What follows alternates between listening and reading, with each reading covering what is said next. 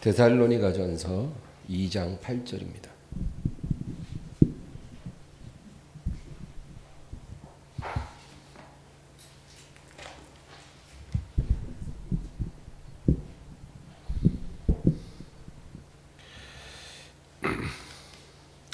이 장 8절 다 같이 우리가 이같이 너희를 사모하여 하나님의 복음뿐 아니라 우리의 목숨까지도 너희에게 주기를 기뻐하는 너희가 우리의 사랑하는 자 됨이라. 아멘. 사람들이 가지고 있는 고민 중에 하나가 있습니다. 사랑을 하고 싶은데 사랑이 쉽지가 않다는 거예요. 하고는 싶은데 어렵습니다. 사랑을 내가 해야겠다라는 의지도 있어야죠. 또 열정도 있어야죠. 근데 그것만 갖고 안 된다는 거예요. 사랑을 하려면 상대방에 대한 책임감, 또 희생, 인내 이런 것들이 필요합니다. 달콤하고 좋은 것만 생각해서는 사랑을 할 수가 없죠. 또 그 외에 또 중요한 게 상대방에 대해서 충분히 알아야만 한다는 겁니다. 잠언서 19장 2절에 이런 말씀이 있어요. 지식 없는 소원은 선하지 아니하고 발이 급한 사람은 그릇하느니라. 우리가 어떤 소원이 있을 때 그 소원에 대한 지식이 있어야 된다. 지식 없이 소원만 갖는 것은 선하지 않고 발이 급한 사람은 그릇한다. 지식 없이 욕심만 가지고 달려가다가 실수한다 그거죠. 그래서 우리가 상대방을 제대로 알지 못하고 충분히 사랑할 수 있다고 생각한다면 그것은 어리석은 생각입니다.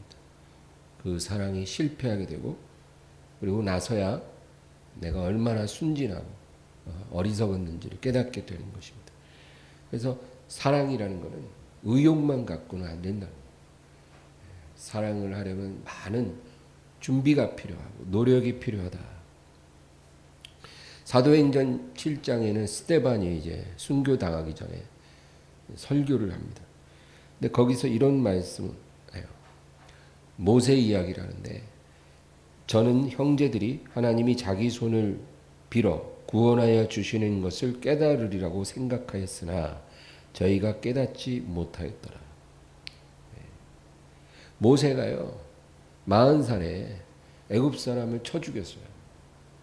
그때 모세 마음에 무슨 생각이 있었냐면은 형제들이 하나님이 자기 손을 빌어 구원하여 주시는 것을 깨달으리라고 생각했으나 저희가 깨닫지 못하였더라.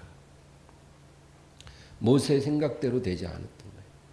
자기가 그렇게 하면 이스라엘 사람들이 자기를 인정해 줄 거라고 생각했는데 그러지 않았다는 거예요. 뭐가 문제일까요? 모세는 자기가 사랑하는 이스라엘 백성들이 어떤 사람들인지를 알지 못했던 거예요. 태어나자마자 입양돼서 궁궐에서 자랐어요. 애굽의 왕자로서 40세까지 살았어요. 자기 동족에 대한 사랑은 있었으나 그가 사랑하는 히브리 동족이 어떤 사람들인지를 그는 몰랐어요. 그래서 이렇게 판단 미스를 한 거예요. 내가 애굽 사람을 쳐 죽이면 나를 알아주고 나를 인정해 줄 것이다. 천만의 말씀이죠. 그래서 오히려 자기 동족들이 밀거하고 그를 폭로해서 모세는 하루아침에 도망자가 되고 만 것입니다. 여러분 우리가 사람 사랑하는 것뿐만 아니라 하나님 사랑하는 것도 마찬가지입니다.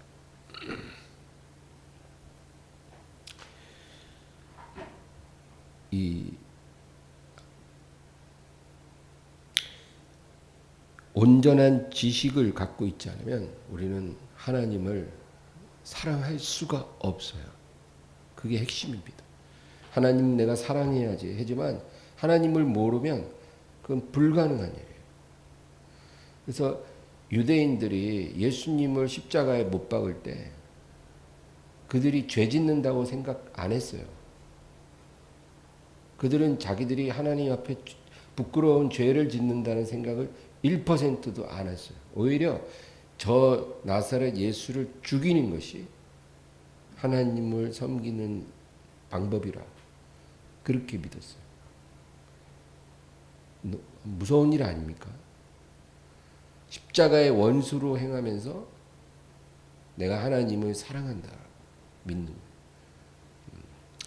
청년 사울도 그랬어요. 스데반을 죽이고 또 그리스도인을 핍박할 때 하나님에 대한 열심으로 그렇게 했다는 거예요. 요한복음 16장 우리 한번 찾아볼까요? 요한복음 16장 1절에서 3절. 요한복음 16장 1절에서 3절. 다 같이요. 내가 이것을 너희에게 이름은 너희로 실족하지 않게 하려 함이니 사람들이 너희를 출교할 뿐 아니라 때가 이르면 무릇 너희를 죽이는 자가 생각하기를 이것이 하나님을 섬기는 일이라 하리라. 그들이 이런 일을 할 것은 아버지와 나를 알지 못함이라. 예수님 분명하게 미리 경고를 하는 거예요. 내가 미리 얘기한다. 너희로 실족하지 않게 하려고 미리 말하는데 사람들이 장차 너희를 출교할 것이고 또 때가 이르면 너희를 죽이는 자가 이르기를 이것이 하나님을 섬기는 일이라. 그렇게 말하면서 너희를 죽이리라. 그들이 이런 일을 할 것은 아버지와 나를 알지 못함이라. 하나님을 모르면 하나님을 사랑한다고 하면서 하나님의 원수의 행동을 하는 거예요. 그러니까 여러분 사랑하겠다는 의지만 갖고 되는 게 아닌 거예요.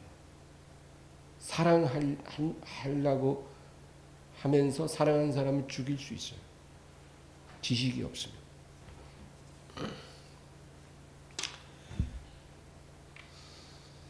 우리가 하루아침에 하나님을 알 수는 없어요. 어떻게 하루아침에 하나님을 다 알겠어요. 그러나 우리는 오랜 시간 성경과 성령을 통해 하나님을 알아가는 거예요. 우리가 하나님을 알 수 있는 통로가 그거예요. 성경을 통해 성령을 통해 하나님을 알게 됩니다. 많은 시간이 필요해요. 그래서 조금씩 하나님을 알아가는 거예요. 알아가는 만큼 하나님을 온전히 사랑할 수 있어요. 그래서 여러분 말씀을 늘 읽고 들으라 하는 말이에요. 늘 기도하라는 거예요. 성령의 인도하심을 받지 않으면 하나님을 알지 못해요. 우리가 때로는 하나님을 기쁘시게 해요. 잘한 거죠. 그러나 때로는 하나님을 노엽게 하고 실망시켜요. 그리고 우리가 하나님 앞에 또 징계를 받고 이런 과정을 통해서 하나님을 조금씩 알아가면 우리는 하나님을 더 온전히 사랑할 수 있게 되는 거죠. 하나님은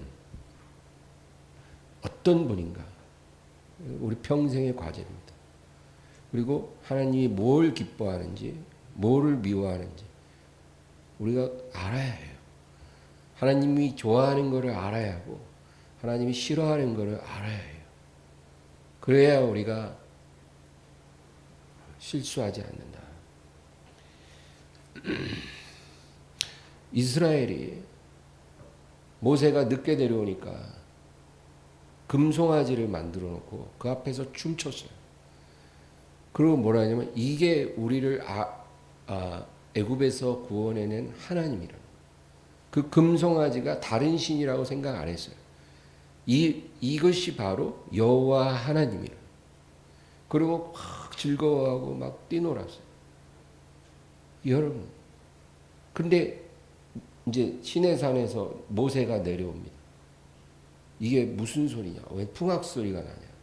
와서 보니까 금송아지 앞에서 여호와 하나님을 즐거워하더라고요. 모세가 너무 화가 났어요. 그래서 그 하나님이 준 돌판을 깨뜨렸어요. 그리고 다시 올라가죠. 그래서 또 이제 똑같은 돌판을 받아서 내려오는 건데, 여러분 보세요. 똑같은 여호와 하나님이에요. 근데 백성들은 금송아지를 만들어서 춤추고 있고, 모세는 시내산에 올라가서 하나님으로부터 말씀을 받아서 내려온 거예요. 하나님을 섬기고 싶어도 하나님을 모르면 금송아지를 섬기게 되는 거예요. 그러나 하나님을 알면 하나님이 주신 말씀을 따라 하나님을 섬기게 돼요. 이렇게 가야 되는 거예요. 이 일들이 지금은 안 일어날 것 같지만 똑같은 일이 반복되고 있어요. 금송아지 만들어 놓고 춤추고 뛰논다고 해서 하나님 거기 계실까요? 여호와 하나님을 부른다고 거기 오실까요? 천만에요. 아무리 하나님을 애타게 부르고 주여 사랑합니다 막 고백해도 거기는 안 와요. 어디에 오셔요? 모세가 가지고 있는 그 하나님 말씀을 지키며 하나님을 따를 때 하나님이 거기 임재하는 거예요. 우리가 하나님을 사랑하고 섬기려면 하나님을 알아야 한다. 그래서 오늘 저는 하나님이 기뻐하는 것 4가지, 하나님이 싫어하는 것 4가지를 살펴보려고 합니다. 첫째로 하나님이 기뻐하는 것, 첫 번째는 참 믿음이에요. 참 믿음을 하나님은 기뻐합니다. 그냥 믿음이 아니에요. 하나님을 기쁘시게 하는 믿음이 있어요. 병든 하인을 고쳐달라고 예수님을 찾아온 백부장을 예수님이 칭찬했죠. 내가 이스라엘 가운데 이런 믿음을 본 적이 없다. 예수님이 기뻐하는 믿음이었어요. 그리고 자기 귀신 들린 딸을 고쳐달라고 찾아온 수로보니게 여인도 주님께서 굉장히 기뻐하셨어요. 이런 모습을 보면서 우리는 하나님이 기뻐하는 믿음이 어떤 건가를 우리가 알아가는 거예요. 그냥 막연한 믿음이 아닌 거예요. 하나님이 인정하지 않는 믿음이 있어요. 입으로만 주여 주여 하는 그런 믿음은 인정하지 않아요. 그러나 수로보니게 여인 또 백부장과 같은 믿음은 하나님 굉장히 기뻐하시더라고요. 우리가 그런 믿음을 이제 갖고 하나님을 섬기면 하나님께서 기뻐하시겠죠. 두 번째는 참 사랑이에요. 하나님은 우리가 참된 사랑으로 하나님을 섬길 때 아주 기뻐하셔요. 그래서 예수님께 향유를 부어드린 여인이 있었어요. 이 여인 2명이죠. 베다니 마리아가 한 번 했고 그다음에 죄인 여자가 한 번 했어요. 이 여인들의 행동은 사람이 볼 땐 굉장히 이상한 행동이었어요. 이해할 수 없는 행동이에요. 그러나 주님이 보실 때는 향기로운 제사였어요. 그리고 주님이 뭐라 그러냐면 이러므로 저의 많은 죄가 사해졌으니 이는 저의 사랑함이 많기 때문이라. 그렇게 예수님이 말씀하셨어요. 이는 저의 사랑함이 많기 때문에 저의 많은 죄가 사하여졌다. 여러분 참 사랑으로 하나님을 섬기면 하나님 그것을 굉장히 기뻐하셔요. 무엇을 해드릴까가 아니에요. 어떤 사랑으로 해드릴까? 그것이 중요하다. 항상 얘기하지만 어떤 마음으로 주님에게 내 사랑을 표현할까? 이게 중요한 겁니다. 참 사랑에는 진한 향기가 있어요. 그래서 하나님께서는 그것을 아주 기뻐하셔요. 그러나 가짜 사랑을 하면 그 썩은 악취가 나요. 예, 여러분. 그럼 하나님께서 싫어하십니다. 그거를 구별하세요. 하나님은 참 사랑과 가짜 사랑을 하나님은 구별하십니다. 여러분 남녀 사랑도 마찬가지예요. 정말 참 사랑하면 향기롭겠죠. 아가서에 나온 그 표현들처럼. 그러나 여러분 그런 사랑은 드물어요. 남녀 간에 그런 사랑은 드물어요. 좋을 때는 좋지만 깨질 때는 썩은 악취가 나요. 얼마나 치사하고 더러운지 몰라요. 그러니까 사랑이, 가짜 사랑은 그렇게 악취가 납니다. 우리가 하나님을 사랑하지 않으면서도 사랑한다고 믿고 그렇게 하나님께 나아갈 때 하나님은 그걸 싫어하셔요. 왜? 향기가 아니라 악취가 나니까. 교회는 영적 공동체인데 그 교회에 하나님을 사랑하는 사람들이 많이 모여 있으면 얼마나 향기롭겠어요. 하나님이 그 교회를 굉장히 기뻐하겠죠. 그러나 교회에 사람들이 많은데 대부분 다 하나님에 대한 사랑이 없고 그냥 이기적인 마음을 갖고 있어요. 냄새가 나요. 그 영적 악취를 하나님께서 못 맡으시겠어요. 교회라도 그렇게 다를 수 있다. 그 얘기죠. 세 번째는 참 소망입니다. 우리 히브리서 11장 한번 보겠습니다. 히브리서 11장 13절에서 16절.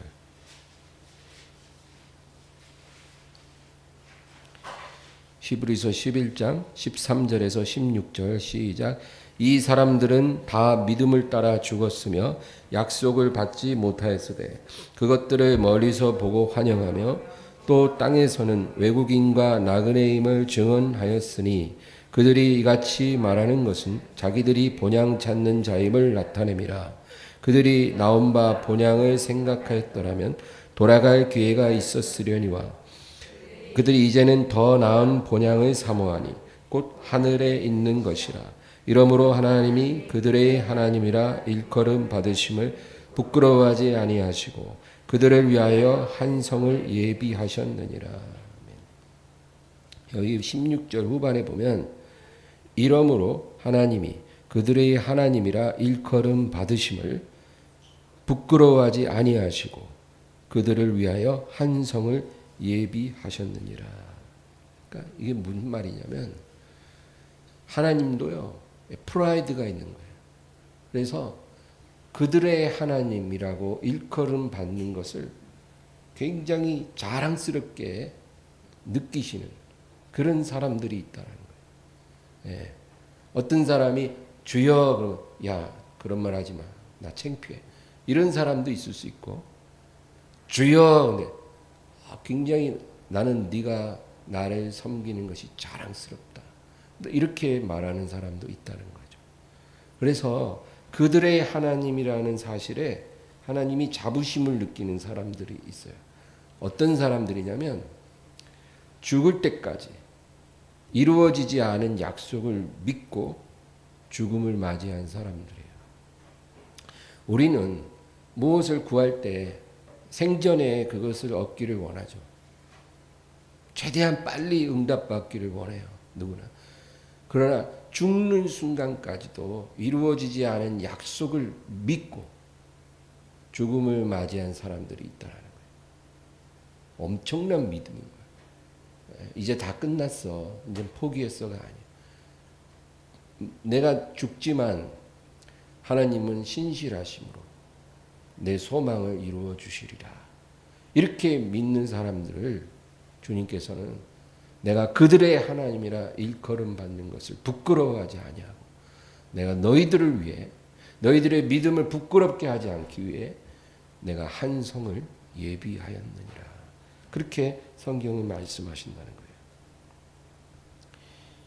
여러분, 우리가 소망이 이 땅에 있는 소망이면 이런 믿음을 갖는 건 불가능해요.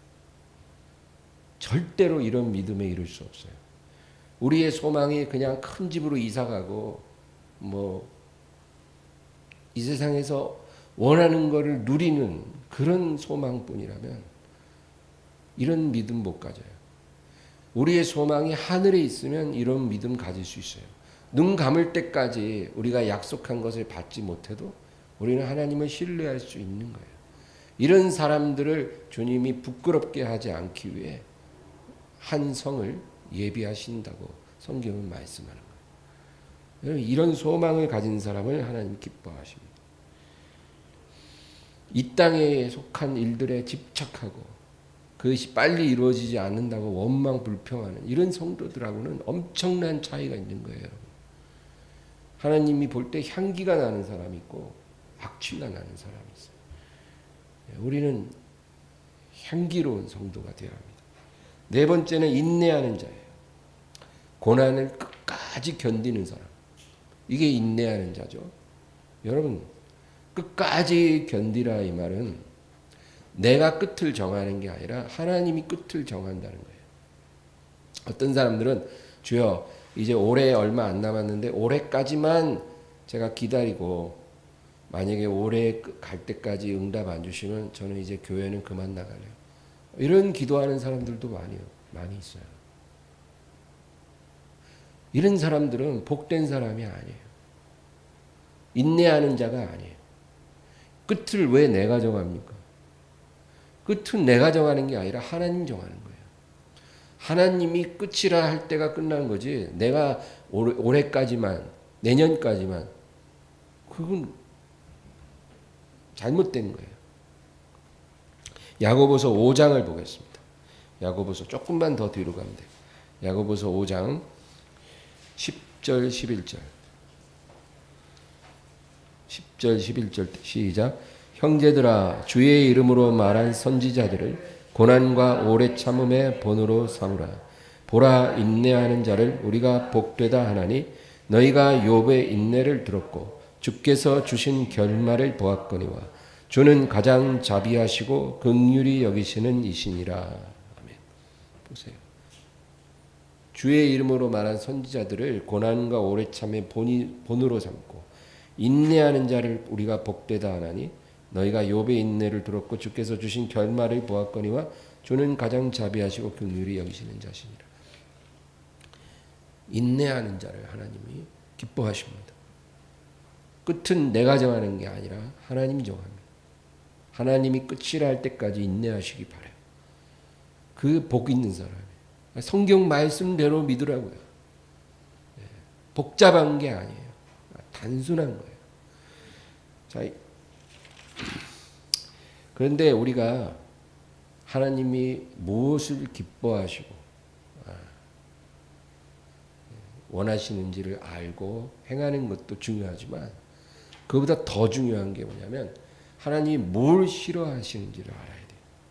그걸 알고 그거 멀리하는 게 여러분 더 중요해요. 하나님이 싫어하는 것을 우리가 받아들이면요 그냥 끝난 거예요. 우리가 아무리 하나님을 다른 걸로 기쁘게 해도 퉁쳐서 그냥 넘어가는 게 아니에요. 여러분 하나님은 우리가 하나님을 기쁘게 하는 일로 슬프시게 하는 일과 퉁쳐서 그냥 무마되고 이런 하나님이 아니에요. 우리가 10가지로 하나님을 기쁘시게 해도 하나님이 싫어하는 거 한 가지가 우리 안에 들어오면 그게 작은 불꽃처럼 초가상간 다 태우는 거예요. 인생의 수레바퀴를 불태워버려요. 그러니까 그거 하나 우리가 허용하지 않고 지키는 게 그게 중요한 거거든요.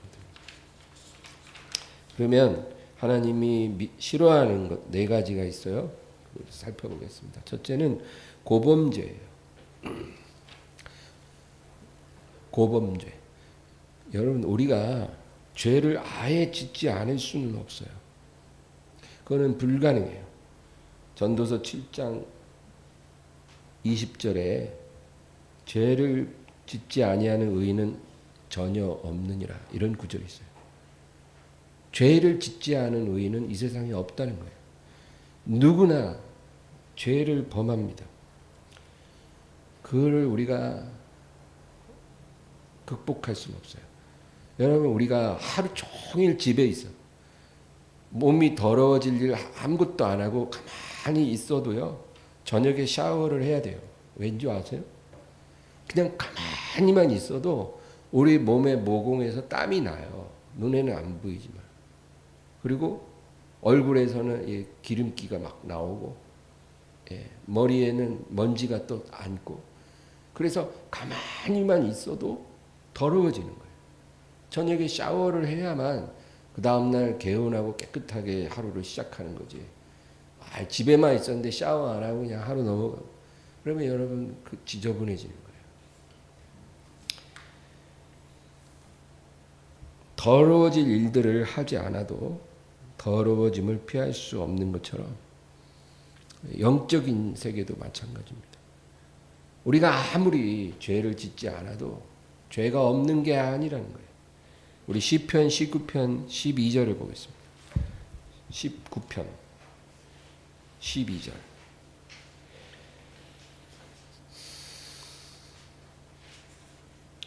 (19편 12절) 다 같이 자기 허물을 능히 깨달을 자 누구리요 나를 숨은 허물에서 벗어나게 하소서. 우리는 우리가 알지 못하는 사이에도 죄를 범하는 존재예요. 우리가 몰라도 우리는 죄를 범하고 있다는 거예요. 그래서 숨은 허물을 깨닫는 사람은 그 대단한 사람이에요. 내가 모르는 중에 지은 죄를 다 깨달을 수 있다면 그 엄청난 영성을 가진 사람이에요. 대부분은 그러지 못해요. 그래서 여러분, 내가 생각나는 죄가 없어도 아침 저녁 기도할 때 부지런히 회개를 해야만 하는 이유가 그거예요. 생각나는 죄가 없다고 죄가 없는 게 아니거든요. 나를 숨은 허물에서 벗어나게 하소서. 자기 허물을 능히 깨달을 자 누구리요. 우리는 늘 죄가 있다 그 말이에요. 근데 중요한 거는 뭐냐면 그 밑에 13절 다 같이 읽겠습니다. 또 주의 종에게 고의로 죄를 짓지 말게 하사 그 죄가 나를 주장하지 못하게 하소서. 그리하면 내가 정직하여 큰 죄가에서 벗어나겠나이다. 나로 고의로 죄를 짓지 말게 하사 죄가 나를 주장하지 말게 하소서. 이 기도를 하는 거예요. 여러분, 우리가 고의로 죄를 지으면 죄가 우리를 주장한다는 거예요. 죄가 우리를 포로로 삼는다는 거예요. 어떻게 하면요? 고의로 죄를 지으면. 그래서 여러분, 마약류 진통제 있죠. 마약류 진통제가 있어요, 병원에. 그래서 수술을 하고 너무 몸이 아프거나 뭔가 이렇게 어마어마한 통증 때문에 견딜 수 없는 사람에게 그 마약성 진통제를 놔줘요. 그러면 이제 통증이 사라지겠죠. 근데 희한한 거는 그게 마약인데 아파갖고 그걸 쓰면 중독이 되지 않는다는 거예요. 그 마약성 진통제를 계속 맞아도 중독에 빠지지 않는다는 거예요. 그런데 아프지도 않으면서 다른 목적으로 그 마약성 진통제를 맞으면 마약 중독이 된대요. 여러분, 희한하죠? 죄가 그래요. 우리가 나도 모르는 사이에 죄를 범할 수 있어요. 숨은 허물이에요. 이런 죄는 우리를 포로로 삼지 못해요. 그 죄가 우리를 주장하고 넘어뜨리지 못한다는 거예요. 우리가 매일 아침 저녁 기도할 때 회개만 부지런히 하면 아무 문제 없어요. 내가 오늘 하루 동안 무슨 죄를 범했는데 저도 잘 몰라요. 그러나 기도할 때 회개 기도하죠. 하나님, 저를 숨은 허물에서 깨끗게 해주세요. 나의 죄를 사해 주세요. 예수 피로 깨끗하게 해주세요. 그러면 아무 문제가 없다는 거예요. 그러나 우리가 죄인 줄 알면서 고범죄를 짓기 시작하면, 알면서 죄를 짓기 시작하면 그 죄가 나를 주장해요. 나를 포로 삼고 축복의 문이 닫히고 저주의 문이 열려요. 그러니까 아주 심각한 문제예요. 여러분, 우리는 숨은 허물을 우리가 어떻게 할 수는 없어도 고범죄는 짓지 말아야. 모범죄를 허용하면 죄의 포로가 돼요. 만약에 그런 죄를 혹시 범했다면 해지기 전에 철저히 회개하고 빨리 떠나세요. 그래야 하나님의 긍휼을 잊고 회복이 될 수 있습니다. 두 번째로 하나님이 싫어하는 것은 변명. 이 변명을 우리가 1%라도 허용하기 시작하면 참된 회개는 불가능하다, 그겁니다. 이 변명이라는 게 뭐냐면 이런 거예요. 나도 잘못은 있으나 상황이 또 어쩔 수 없었다는 거예요. 나도 잘못한 건 있지만 그 상황이 또 어쩔 수 없는 부분이 있었고 또 누군가가 그 원인을 또 제공했고 그래서 그런 일이 일어났으니까 양해를 좀 해달라. 이런 식으로 말한다면 여러분 그게 바로 변명이에요. 이게요 세상에서는 어느 정도 통할 수 있을지 몰라도 하나님 앞에 우리가 이런 자세로 나가는 것은 아주 망하는 지름길이에요. 우리가 만약에 이런 식으로 회개를 하면요 그냥 하나님이 그냥 갖다가 팍 던져버려요.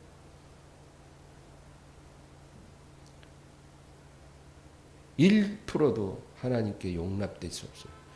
우리 하나님 앞에 회개할 때는 이런 변명을 절대 해서는 안 된다. 이게 우리가 별로 중요하게 생각 안 하지만 하나님 앞에 심각한 문제예요. 변명하다 망한 사람들이 성경에 나와요. 대표적으로 사울 왕이에요. 사울 왕은 2번 변명에 망했어요. 첫 번째는 블레셋과 전쟁하기 전에 사무엘 선지자를 기다려서 번제를 드리고 출전해야 되는데 선지자가 좀 늦게 오니까 자기가 그냥 막 번제를 드려버렸어요. 나중에 선지자가 와서 왜 그랬냐 그러니까 변명을 해요. 당신은 안 오고 블레셋 군대는 점점 다가오고 백성들은 두려워서 점점 흩어지고 그래서 할 수 없이 내가 번제를 드렸나이다. 그러니까 상황이 어쩔 수 없어서 제가 불순종했습니다. 양해해 주세요. 그때는 그런 불가피한 상황이 있었다니까요. 여러분 이게 바로 하나님 앞에 변명하는. 그리고 2번째 아말렉과의 전쟁에서도 그랬어요. 진멸하라는데 다 살려놨어요. 왜 이렇게 했습니까? 왜 순종하지 않습니까? 그러니까 제가 선지자님 말대로 다 진멸하려고 했었는데 백성들이 와서 득달같이 와서 이렇게 기름진 가축을 그냥 죽일 필요가 있냐. 이거 하나님께 번제로 기쁨으로 바치면 얼마나 아름다운데 그냥 죽여버린다는 건 너무 아까운 일입니다.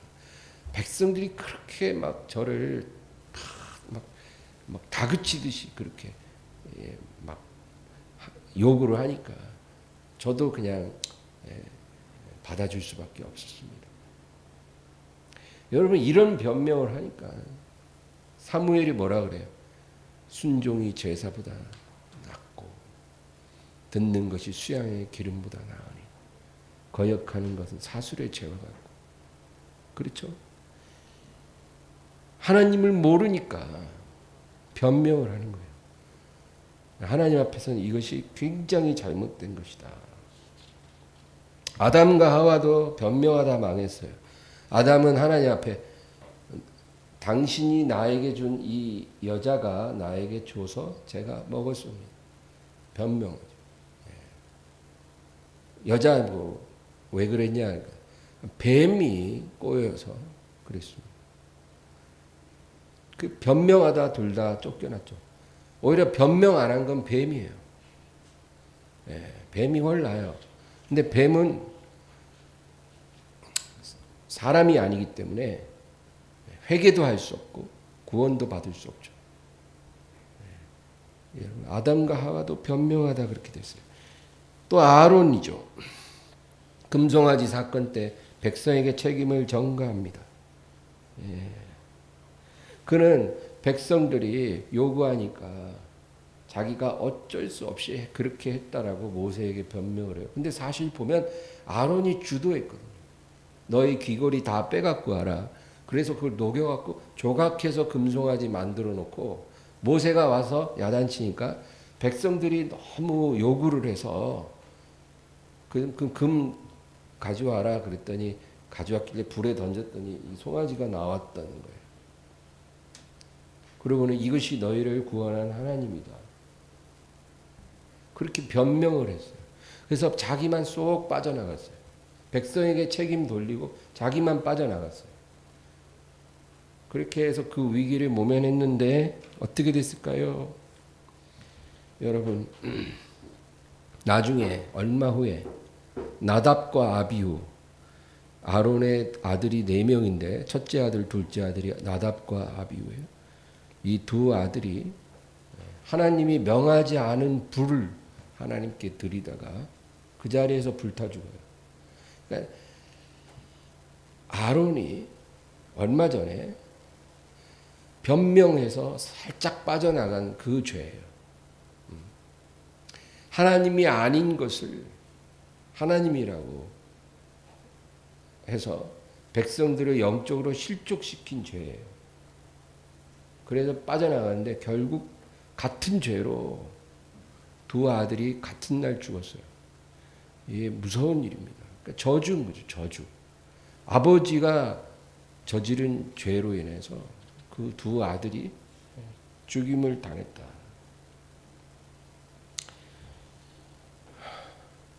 왜 다른 불을 드렸겠어요? 하나님이 정한 불을 드려야 되는데 엉뚱한 방법으로 분향을 한 거예요. 하나님이 명한 그 제단에서 하나님이 명한 방식으로 제사를 드리고 거기서 남은 숯불을 가져다가 분향단에 와서 분향을 하라고 하나님이 그랬는데 엉뚱한 불을 가져다가 분향단에서 분향을 한 거예요. 그러니까 그 불이 그들을 삼켜서 그냥 그 자리에서 타 죽은 거예요. 그러니까 아버지가 변명한 그 죄로 자식들이 둘이 죽었어요. 성경을 보면 하나님은 정확한 하나님이에요. 그러니까 여러분 변명하면 망한다. 그거를 알아야 돼요. 변명하지 말아요. 하나님 앞에서는 절대 변명하는 필요 없어요. 그냥 뭐 억울한 점이 있어도 하나님 다 더 잘 알아. 그러니까 억울하다 그러지 말고 다 제 잘못이에요. 제가 100% 제 잘못입니다. 이렇게 회개해야 긍휼을 얻어요.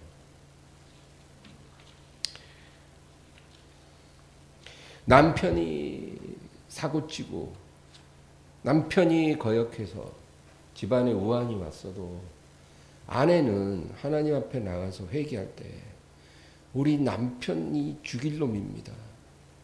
이렇게 기도하지 말고 하나님 제 죄가 이 모든 일을 불러왔어요. 제가 바르지 않으니까 남편이 저 지경이 되고 애들이 저 지경이 되고 집안이 이 지경이 됐어요. 다 제 잘못이에요. 하나님 저를 구원해 주세요. 저를 용서해 주세요. 이렇게 해야 하나님이 은혜를 주시는 거예요. 세 번째는 거짓말이에요. 여러분 변명하는 것은 서서히 하나님께 버림받고 그리고 저주를 불러오는 죄지만 거짓말은 즉시로 심판을 받는 죄예요. 성경을 보면. 그러니까 어떻게 보면 거짓말이 더 위험할 수 있어요. 대표적인 사람이 아나니아와 삽비라.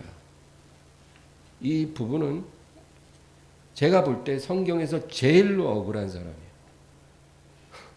정말 제일 억울하게 죽었어요. 차라리 아무 일도 안 했으면 아무 일도 안 일어났을 거예요. 예? 누가 헌금하라고 강요한 것도 아니잖아요. 헌금 안 하고 그냥 교회 다니면 아무 일 없었을 건데 밭을 팔아서 절반을 들여놓고 이게 밭을 판 전부라고 거짓말을 한 거예요. 그러고는 그 자리에서 같은 날 둘 다 죽었어요. 그러네 그 성경에 뭐라 그러냐면 이는 사람에게 한 거짓말이 아니라 하나님에게 한 거짓말이다. 그렇게 말씀합니다. 여러분 우리가 어떤 거짓말을 하든지 그거는 사람에게 하는 게 아니라 하나님께 한 거라는 걸 잊지 말아야 돼요. 하나님 자녀는 그래야 돼요. 우리가 거짓말을 하나님 앞에는 잘 안 하죠. 그렇죠? 네, 변명은 하지만 거짓말까지는 안 해요. 사람에게는 거짓말 잘해요. 근데 그게 사실은 하나님 앞에서 하는 거라는 거예요. 네, 심판받아요. 무서워해야 돼요. 또 누가 있을까요? 게하시라는 사람이 있어요. 엘리사의 수행 비서예요. 이 게하시도 거짓말로 망했어요. 그는 2번 거짓말했어요. 그래서 문둥병이 든 거예요. 첫 번째는 나아만 장군을 따라잡아서 나아만 장군에게 거짓말을 했어요.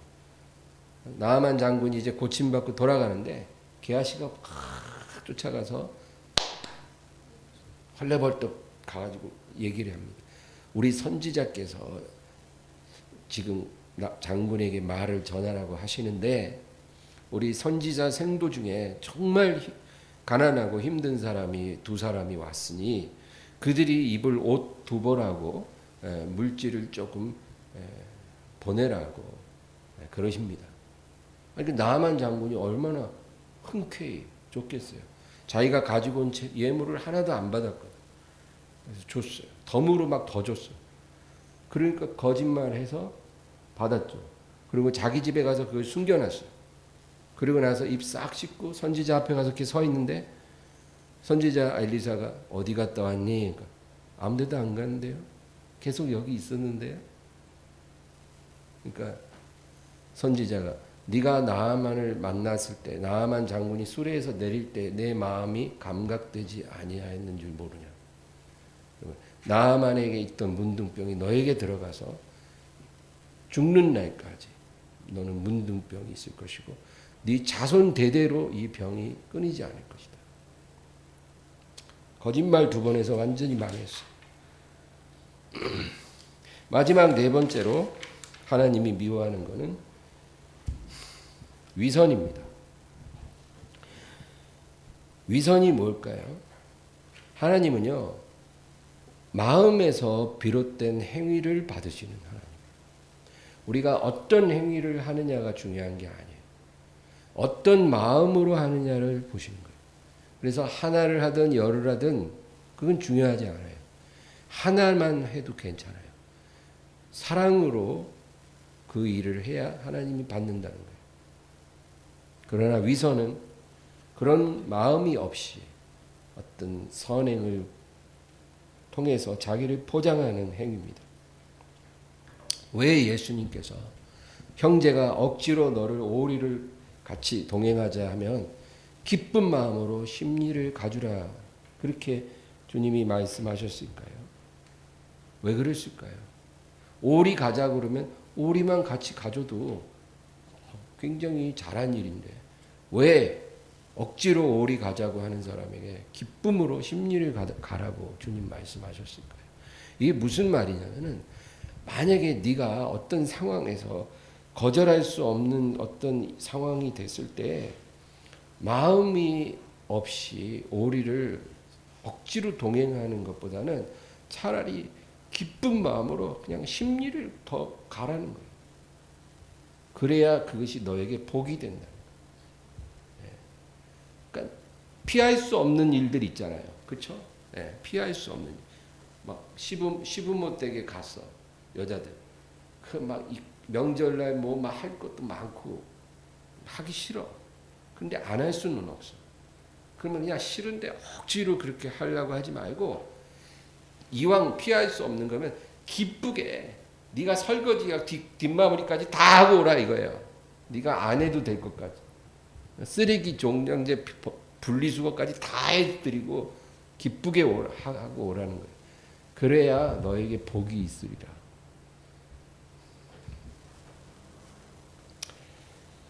여러분 그래서 우리는 하나님에게든 사람에게든 무엇을 할 때 항상 우리 마음을 점검해 봐야 돼요. 그래서 기쁨이 없다면 억지로 하지 말고 원점에서 다시 시작해야 해요. 차라리 기쁨이 없을 때는 안 하는 것이 억지로 하는 것보다 더 낫다. 하나님은 마음 없는 행위를 미워하십니다. 이사야서에는 헛된 재물을 내게로 가져오지 마라. 성전 문을 닫을 자가 있었으면 차라리 좋겠노라. 하나님이 그렇게 말씀하신 것은 마음 없는 예물, 마음 없는 제사를 내 더 이상 받는데 내 마음이 지쳤다. 우리 고린도후서 9장 7절입니다. 9장 7절. 고린도후서 9장 7절. 다 같이요. 각각 그 마음에 정한 대로 할 것이요 인색함으로나 억지로 하지 말지니 하나님은 즐겨내는 자를 사랑하시느니라. 예. 근데 여러분 이 말씀이 물질 드리는 것에만 국한되는 말씀은 아니에요. 우리가 하나님 앞에, 사람 앞에 어떤 종류의 헌신이든 봉사든 간에 마음에 정한 대로 할 것이고 인색함으로나 억지로 하지 말라는 거예요. 하나님은 즐겁게 하는 자를 사랑하신다. 기쁨으로 할 수 있는 만큼만 하나님께 드리고 사람에게 베풀라는 거예요. 만약에 기쁨이 안 생기면 아예 하지 않는 게 낫다는 거예요. 그 다음에 8절 읽겠습니다. 하나님이 능히 모든 은혜를 너희에게 넘치게 하시나니 이는 너희로 모든 일에 항상 모든 것이 넉넉하여 모든 착한 일을 넘치게 하게 하려 하십니다. 우리는 이 구절을 되게 사랑해요. 그래서 이 구절 하나만 딱 떼어서 사람들이 가지고 다녀요. 하나님이 능히 모든 은혜를 너에게 넘치게 주시리라.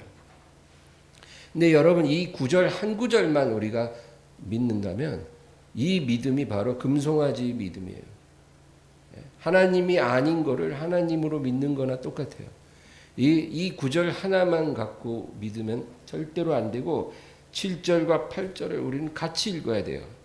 각각 마음에 정한 대로 할 것이고 인색함으로나 억지로 하지 말지니 하나님은 즐겨내는 자를 사랑하시느니라. 그리고 이어서 하나님이 능히 모든 은혜를 너희에게 넘치게 하시나니 이는 너희로 모든 일에 항상 모든 것이 넉넉하여 모든 착한 일을 넘치게 하려 하십니다. 즐겨내고 기쁨으로 하나님께 드리고 형제를 섬기는 사람을 하나님이 축복하셔서 능히 모든 것을 너희에게 넘치게 주셔서 모든 착한 일을 모든 넉넉함으로 넘치게 하게 하시리라. 그 얘기예요. 그러므로 여러분 우리를 스스로 돌아봐야 돼요. 예배 한 번 드리는 것도 억지로 드리고 봉사 한 번 하는 것도 억지로, 뭐 헌금을 드리는 것도 억지로, 기도하는 것도 억지로, 성경 읽는 것도 억지로. 우리의 믿음이 이렇게 억지로 이루어지고 있다면 이 8절의 이 축복의 약속은 우리와 아무 상관이 없는 약속이에요. 능히 모든 은혜를 넘치게 주신다는 이 약속은 상관이 없어요, 우리랑. 이제 아까 읽었던 본문 데살로니가전서 2장 8절 읽고 마치겠습니다. 데살로니가전서 2장 8절입니다. 시작. 우리가 이같이 너희를 사모하여 하나님의 복음뿐 아니라 우리의 목숨까지도 너희에게 주기를 기뻐함은 너희가 우리의 사랑하는 자 됨이라. 우리가 너희를 사랑하기 때문에 복음을 전할 뿐만 아니라 우리의 목숨까지도 주기를 기뻐하노라. 그 얘기예요. 여러분, 얼마나 사랑하면 복음 전해준 것도 대단한 건데 목숨까지 주기도 기뻐하노라. 하나님이 우리를 이렇게 사랑하셨어요. 하나님은 우리를 사랑해서 자기 아들을 주셨고 예수님은 자기 목숨을 십자가에서 내어주셨잖아요. 그러므로 우리의 모든 헌신은 사랑으로 비롯되어야 합니다. 항상 우리 자신을 점검해 봐야 돼요. 이거는 정말 저나 모두에게 아주 중요한 거예요. 사랑으로 행하지 않고 있다면 원점에서 다시 시작해요. 사랑을 한 마음을 통해서 우리는 하나든 둘이든 열이든 일을 할 수 있다.